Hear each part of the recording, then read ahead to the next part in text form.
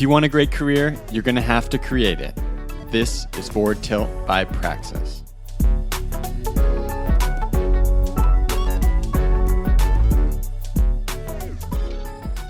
In the Praxis community, a participant posted recently some kind of quote that was to the effect of, whatever you do while you're procrastinating is what you should be doing all the time. And there was a little bit of a debate in the comments among Praxis participants on whether or not this was true. And a couple of the people said, that's not true at all. For me, when I procrastinate, I do worthless stuff. I just browse social media and sort of do mindless things to ignore whatever I'm supposed to be doing. I should not focus more on that. This statement is false. Now, the thing to remember about witty little aphorisms like this is that there's very little value to be gained from determining whether or not they're true or false. It doesn't matter. It doesn't matter if it's true or if it's false. The point, the real value from little aphorisms like this is the self-knowledge you can gain. And the best way to gain self-knowledge is to pretend that it's true. You don't have to determine if it actually is, but act as if it's true. And then say, if I must assume this is true, what does that mean for everything else? How would the world look? What would that say about me if this were true? Now, in this case, if it's true that the things you do when you're procrastinating, you should do all the time, that's where your real energy ought to go. Whatever you find yourself drawn to when you have sort of free time, that's what you ought to be pursuing all the time. Now, if that were true, we would have to ask a series of questions about our procrastination.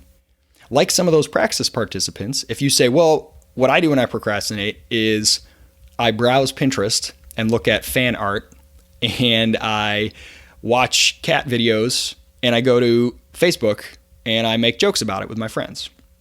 Now, your immediate self-judgment is that stuff is worthless. I shouldn't do that. But remember, for the purposes of this exercise, we are assuming that what you do when you procrastinate is good and you should be doing more of it. So if we're assuming that, you're forced to go a little deeper and say, what am I actually doing? Why am I doing these things? So when I'm looking at fan art or browsing Facebook, what feeling is that giving me? Why do I gravitate towards that when I'm trying to avoid other kinds of work? Is there something about the other kinds of work I'm doing that's so unsatisfying that it makes me want to do something that has very little value? That's one possible answer. Or it could be, what is the value of these things? What is the feeling that I'm pursuing?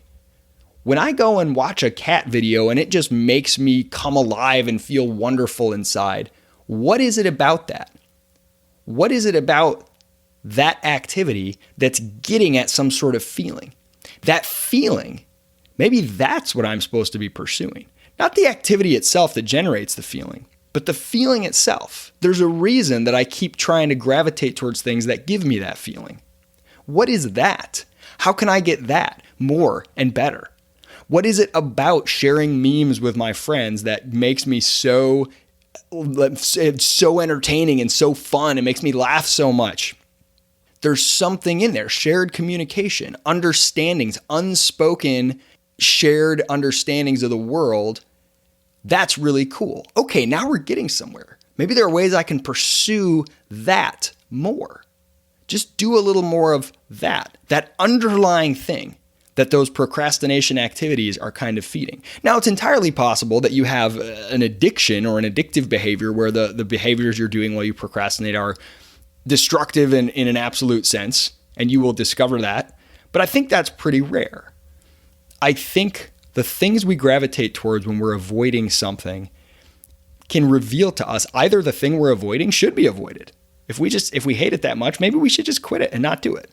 Or that we haven't been able to properly frame the thing that we're supposed to be doing or want ourselves to do in a way that connects with those desires that we feel are fed by the thing we do when we procrastinate. So don't look for whether or not it's true or false. In this case, or in the case of any little wise, tweets and sayings, that doesn't really matter.